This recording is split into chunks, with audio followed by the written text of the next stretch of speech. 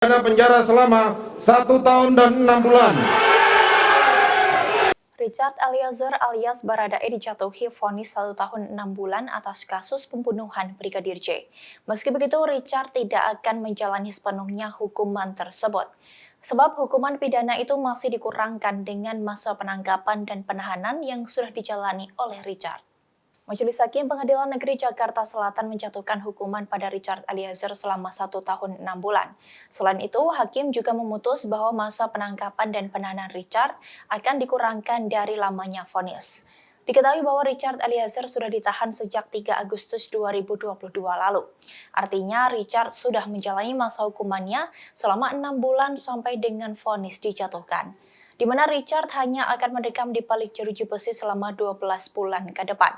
Diperkirakan ia akan bebas dari balik jeruji besi pada Februari 2024. Meski begitu, hukuman itu juga masih bisa berkurang apabila Richard mendapat remisi ataupun pembebasan bersyarat, di mana Richard bisa mengajukan pembebasan bersyarat jika sudah menjalani masa penahanan selama 2/3 dari pidana yang dijatuhkan atau sekurang-kurangnya 9 bulan. Diketahui sebelumnya dalam vonis Baradae, Hakim menyatakan bahwa Richard Eliezer terbukti secara sah dan meyakinkan bersalah melakukan tindak pidana pembunuhan berencana terhadap Brigadir J. Atas perbuatannya, Baradae divonis 1 tahun 6 bulan penjara. Kemudian hukuman itu akan dikurangkan dari masa penangkapan hingga penahanan yang sudah dijalankan. Hakim juga menetapkan bahwa Richard adalah saksi pelaku yang meringankan dalam perkara ini alias justice kolaborator. Mengadili 1. Menyatakan terdakwa Richard Eliezer Budiang Lumiu terbukti secara sah dan meyakinkan bersalah melakukan tindak pidana turut serta melakukan pembunuhan berencana.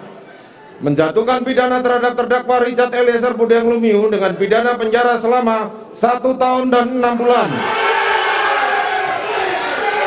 Menetapkan penangkapan dan lamanya masa penahanan yang telah dijalani terdakwa dikurangkan sepeluruhnya dari pidana yang dijatuhkan. Menetapkan terdakwa tetap berada dalam tahanan.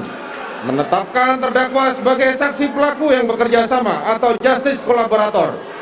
Menyatakan barang bukti adalah sebagaimana dalam surat tuntutan jaksa penuntut umum. Membebankan terdakwa untuk membayar biaya perkara sebesar Rp5.000.